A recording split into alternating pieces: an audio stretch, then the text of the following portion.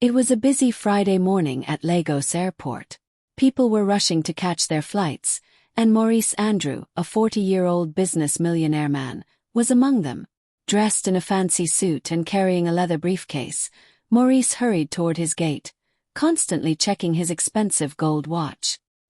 His life was full of business trips, fancy clothes, and expensive cars, but deep inside, Maurice felt something was missing. He sighed. Even with all the money in the world, he wasn't truly happy. As he walked quickly to his gate, he suddenly stopped. A woman with black braided hair walked by, holding the hand of a boy who looked to be about 11 years old. Maurice's eyes widened in disbelief. He recognized her instantly. It was Mercy, his ex-wife, and the boy walking beside her. Maurice could hardly believe what he was seeing. The boy looked just like him when he was that age. Brown eyes, messy black hair, even the way he moved was the same. It was like looking into a mirror from the past. Memories of 11 years ago flooded his mind. He remembered sneaking out of the apartment he had shared with Mercy. He had left her asleep in bed, with only a short note on the kitchen table explaining that he couldn't be with her anymore. He wanted more from life. That was the night he abandoned her, without looking back. Now, seeing her again, Maurice felt his heart pound. He had no idea Mercy might have been pregnant when he left. Could this boy be his son? Guilt washed over him like a wave. He had left not only his wife but possibly a child. His child. He needed answers. "Mercy!" Maurice called out, his voice barely a whisper. He started moving toward her, his legs feeling weak and wobbly. But the airport was crowded, and as Maurice tried to push his way through the sea of people, he lost sight of Mercy and the boy. He yelled her name louder this time, "Mercy!" But his voice was drowned out by the noise of the airport. By the time he made it through the crowd, Mercy and the boy were gone. Maurice frantically searched the area, but they had disappeared. A flight attendant approached him, noticing his panic. "Sir, are you all right?" she asked, but Maurice barely registered her words. His phone buzzed in his pocket. It was his current wife, Sonia, calling him. He ignored the call, his mind too focused on finding Mercy and the boy. The flight attendant tried again. "Sir, your flight is about to depart." Maurice looked at her, then at the gate, and then back at the airport lobby where Mercy had disappeared. That moment he made a decision. "I'm not getting on that flight," Maurice said, turning away from the gate. Without another thought, he left the boarding area and headed straight for the exit. He couldn't leave now. He needed to find Mercy and figure out if that boy was his son.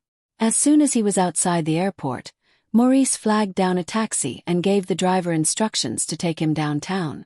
His mind raced as the car merged into traffic. He pulled out his phone, still ignoring the calls from Sonia, and dialed the number of an old friend. "David, a private detective." "David, it's Maurice. I need your help right now." "I need to find someone," Maurice said urgently. He gave David all the details he could remember about Mercy, their old address, where she used to work, anything that might help. As Maurice talked, his thoughts kept going back to the boy. Could he really have a son he had never met? The guilt and curiosity twisted his stomach into knots. He had been so focused on his ambition, on chasing success, that he had left behind the most important part of his life. And now, after all these years, it was coming back to haunt him. The taxi stopped in front of David's office, and Maurice paid the driver quickly, barely able to keep his hands steady. He rushed inside, desperate for answers. Maurice told David everything: the sighting at the airport, his suspicions about the boy, and the crushing guilt that was tearing him apart. David listened carefully, scribbling down notes. "Do you realize what you're getting into?" David asked seriously. "This could turn your life upside down." "I know," Maurice said, running his hands through his hair. "But I need to know the truth. I can't live with this hanging over me." David nodded. "I'll need some time to track her down. It won't be easy, but I'll do my best." Maurice nodded sure, and left David's office feeling a mix of hope and dread. As he walked through the busy streets of Logos, everything felt different now. The city seemed louder, harsher, more unforgiving. He had once loved this city, but now it felt like a stranger. The life he had built on ambition and wealth felt meaningless. The following days were some of the longest of Morris's life. He stayed in a hotel, barely sleeping, waiting for David to call with any news. Every minute that passed without an answer felt like torture. Meanwhile, across town, Mercy woke up early one morning as she did every day. Her small house was quiet except for the sound of cartoons playing on the TV in the living room. She called out to her son. "Alan, breakfast is ready," she said, placing a stack of pancakes on the table. A moment later, a young boy with messy black hair came running into the kitchen. "Yay, pancakes!" he shouted, his eyes bright with excitement. Mercy smiled as she ruffled her son's hair. But as she looked at him, her smile faltered. Alan looked so much like Maurice that it sometimes hurt to see him. Mercy pushed away the painful memories.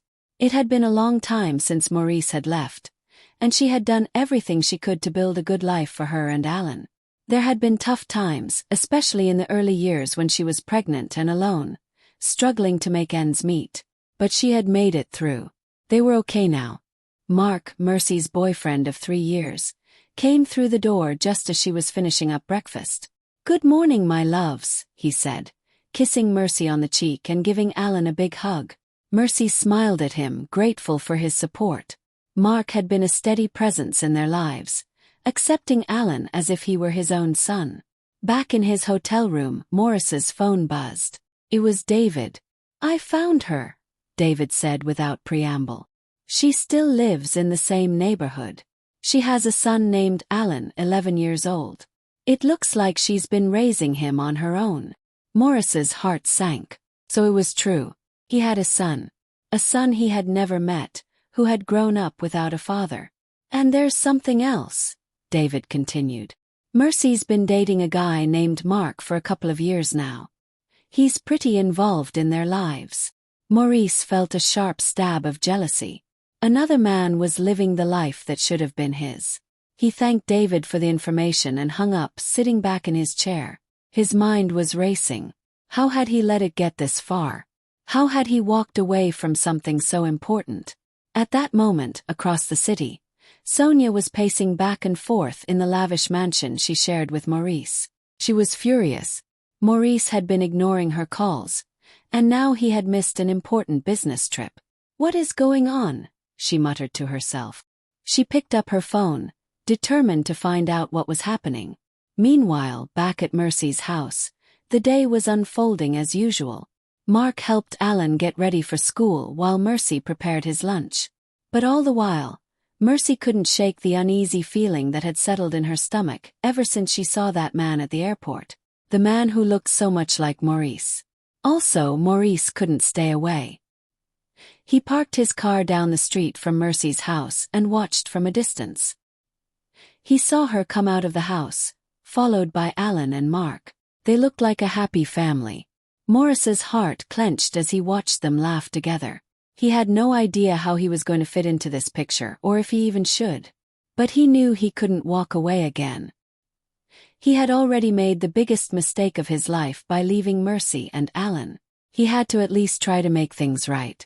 The next day, Maurice finally gathered the courage to get out of his car and approach the house. He walked slowly, his heart racing. As he reached the sidewalk, Mercy stepped outside to water the plants.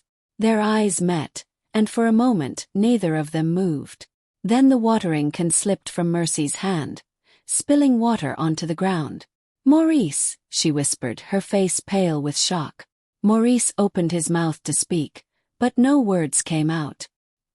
He took a step toward her, but before he could say anything, Mercy stormed across the street, her eyes blazing with anger. "What are you doing here?" she demanded, her voice shaking. Maurice stammered. I saw you at the airport with Alan. I had to." "Don't you dare say his name," Mercy interrupted, her voice rising. The neighbors began to peek through their windows, curious about the argument happening on their quiet street. "Mercy, please," Maurice pleaded. I know I made a terrible mistake, but Alan, he's my son, isn't he? Mercy's eyes filled with tears, and she took a deep breath before answering. Yes, Maurice. Alan is your son. The son you left behind before you even knew he existed. Maurice felt like the ground had been pulled out from under him. He had abandoned his own child. He didn't even know how to respond. Just then a car pulled up and Mark stepped out looking confused. Is everything okay? Mark asked, glancing between Mercy and Maurice. Mercy's voice was cold and firm. It's fine. He was just leaving. Mark looked from Maurice to Mercy, clearly sensing the tension. But before anyone could say anything else, the school bus pulled up at the corner, and Alan jumped off, walking toward them. Mercy's eyes widened in panic. Maurice, leave now, she whispered urgently. Maurice stepped back, not wanting to cause a scene in front of Alan. He watched from behind a tree as Alan approached. Mom, is everything okay? Alan asked, noticing the worried look on her face. Mercy forced a smile. Everything's fine, sweetheart. Let's go inside. Alan walked into the house with Mark, but not before giving one last curious glance toward the street. Maurice stayed hidden behind the tree, devastated. He had been so close, yet still so far from his son. Inside, Mercy leaned against the closed door, shaking. Mark came over to her, his face full of concern. Mercy, who was that? Mark asked gently. Mercy took a deep breath and looked up at him. That was Maurice, Alan's father. Mark's eyes widened in shock. What? But it's a long story, Mercy said, her voice breaking. A story I never wanted to have to tell again.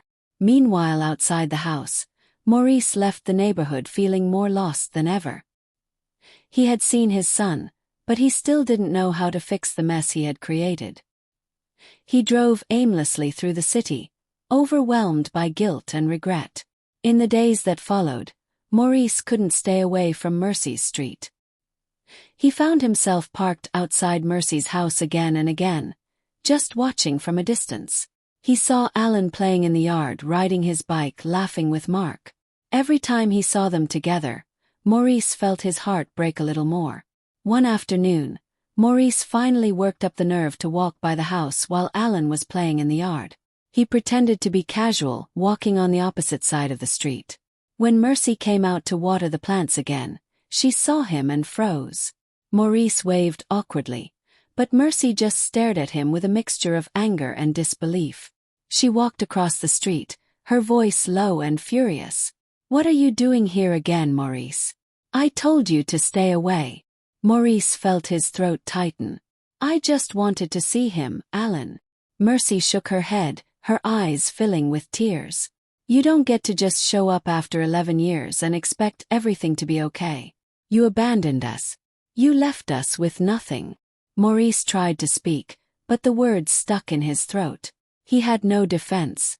She was right. Please, Mercy, Maurice begged. I know I don't deserve it, but I just want a chance to get to know my son. Mercy crossed her arms, glaring at him. Alan doesn't even know you exist. And I won't let you hurt him. At that moment, a car pulled up and Mark got out looking concerned. Is everything all right? He asked, eyeing Maurice warily. Mercy sighed and nodded. It's fine, Mark. Maurice was just leaving. Mark gave Maurice a hard look as he walked over to Alan, who was still playing in the yard. Maurice felt a pang of jealousy.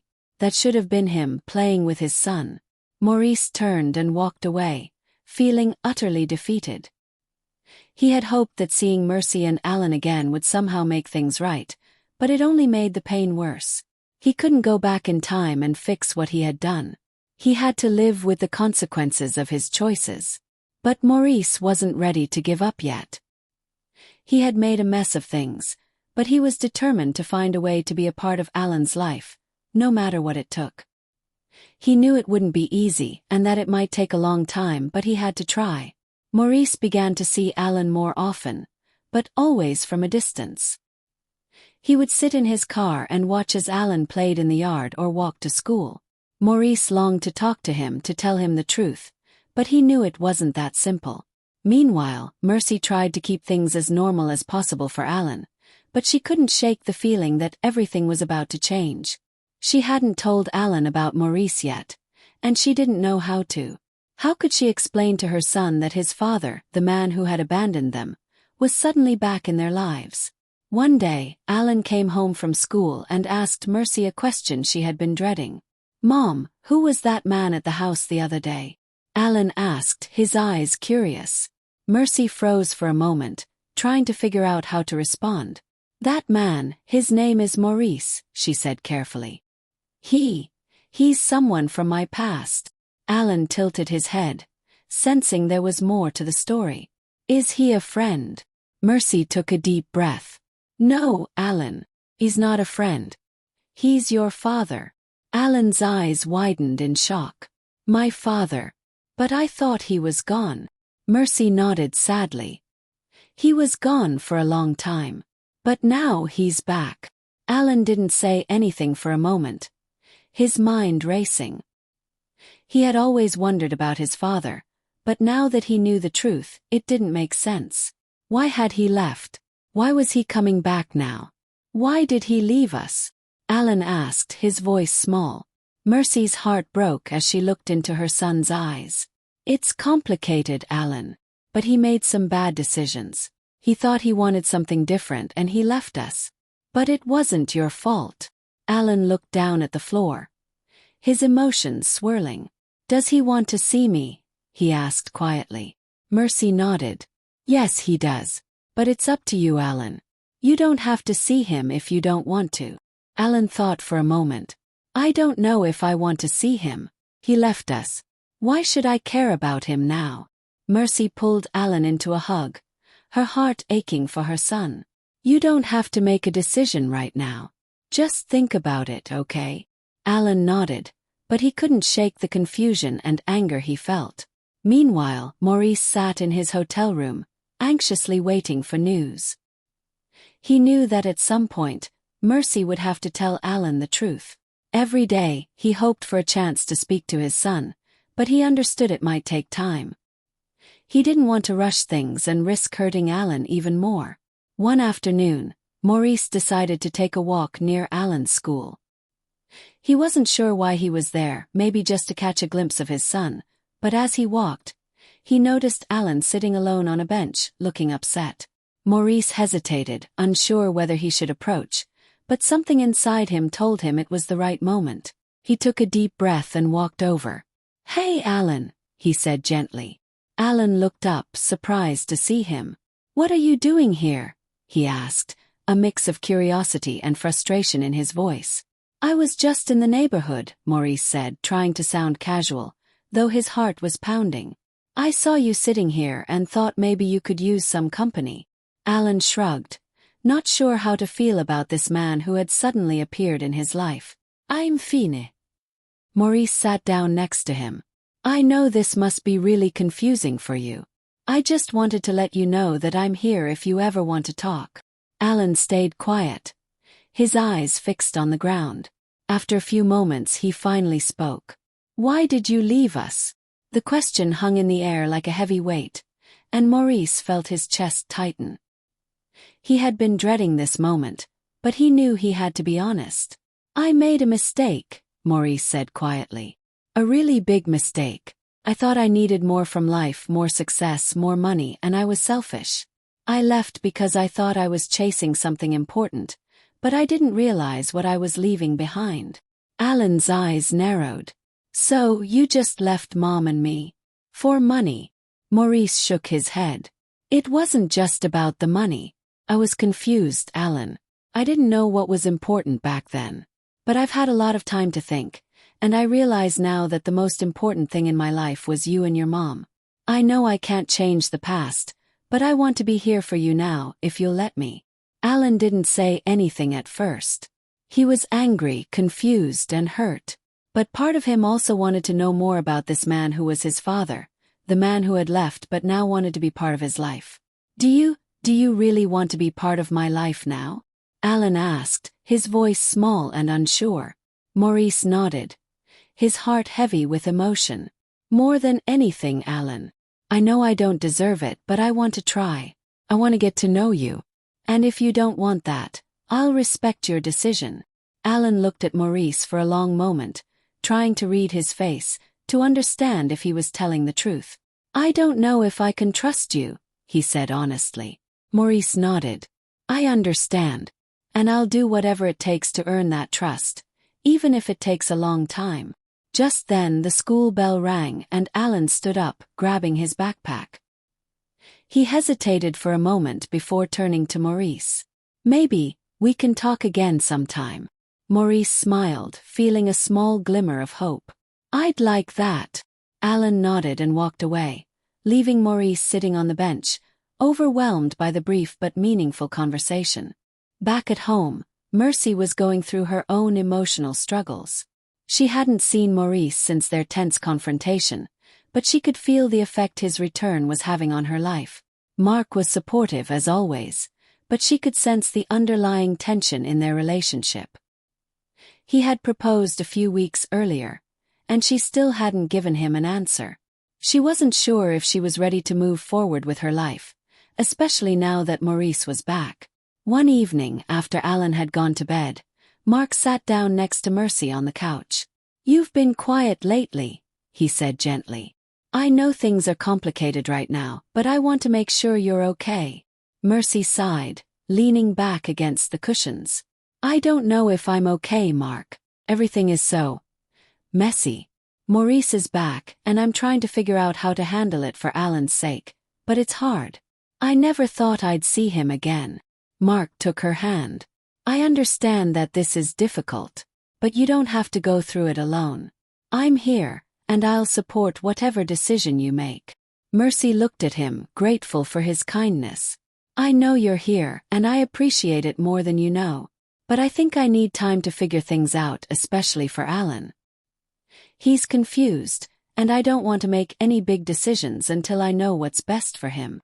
Mark nodded, though there was a hint of sadness in his eyes. I understand. Take all the time you need. Mercy squeezed his hand, feeling a mixture of relief and guilt. Mark was a good man, and he had been so good to both her and Alan. But with Maurice back in the picture, everything felt uncertain. As the days passed, Maurice continued to reach out to Alan, trying to build a relationship with him.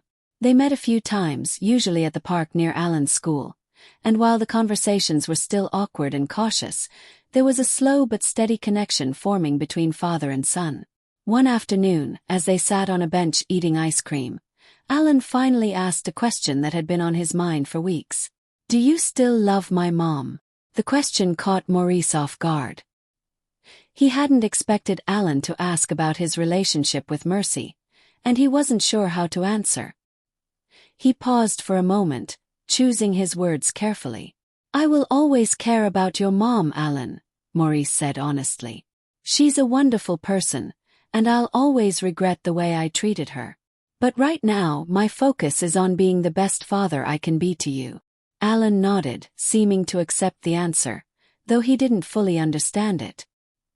He wasn't sure what he wanted Maurice to say, but he appreciated the honesty.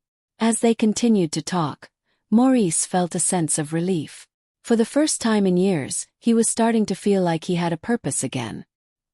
He knew he couldn't make up for the years he had lost, but he was determined to be there for Alan from now on. While Maurice was trying to rebuild his relationship with Alan, Sonia was plotting her next move. She had been furious when she found out that Maurice had been spending time with Mercy and their son. She felt betrayed and humiliated, and she wasn't going to let Maurice walk away from her without a fight.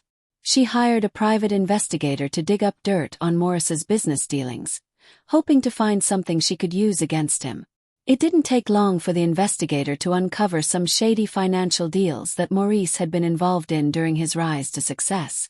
Sonia smiled as she reviewed the information. This is exactly what I needed, she muttered to herself. She knew that if she exposed Maurice's illegal activities, it would ruin him. But more than that, she wanted to destroy his chance at a new life with his son. Without hesitation, Sonia leaked the information to the press. Within days, Headlines about Morris's financial crimes were splashed across every major newspaper and website. Reporters camped outside Mercy's house, hoping for a statement, and Morris's business partners quickly distanced themselves from him.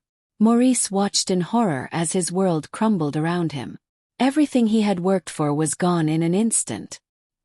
His assets were frozen, his reputation was destroyed, and he was facing possible jail time. But despite the chaos, Maurice felt a strange sense of peace.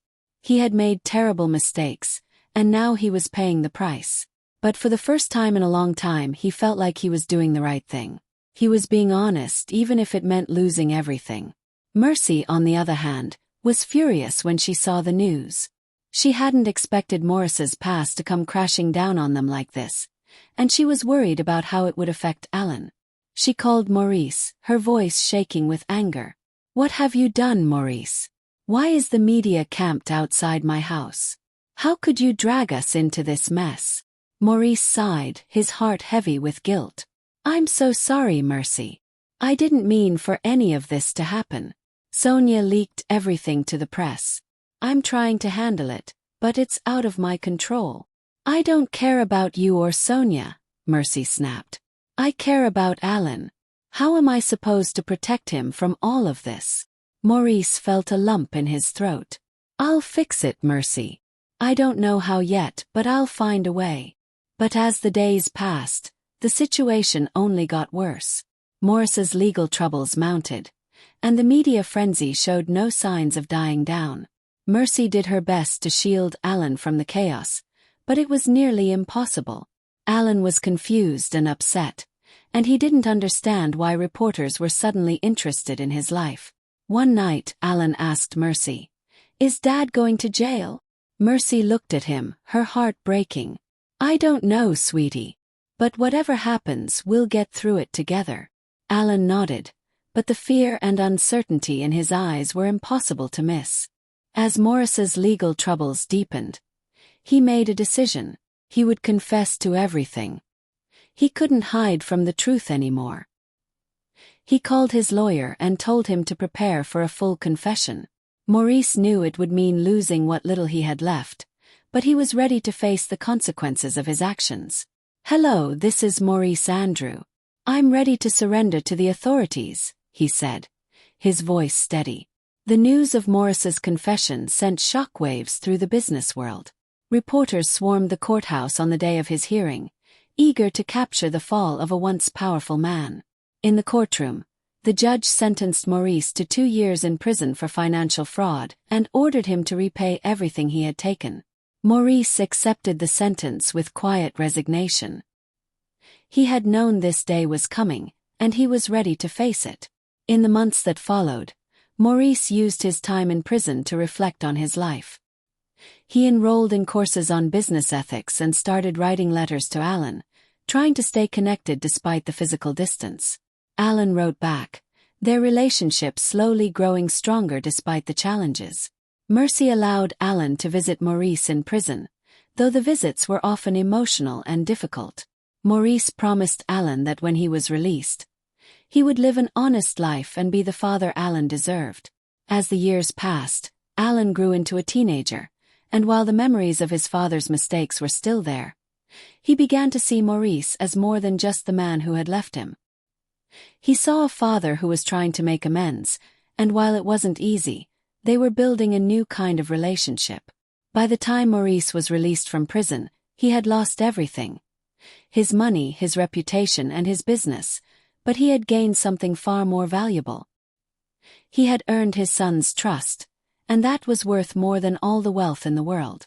Mercy and Mark, who had continued their relationship, welcomed Maurice back into Alan's life, though things were never quite the same between them. They had all changed, and the wounds from the past were still healing. But they had found a way to move forward, united by their love for Alan. Maurice, now living a simple life, dedicated himself to helping small businesses in his community. He used his skills and knowledge to give back, determined to live with integrity and honesty from now on. And while the road ahead was still uncertain, Maurice knew one thing for sure. He would never take his second chance for granted. I hope you enjoyed today's story. Don't forget to like the video and subscribe to the channel so you don't miss any of our moving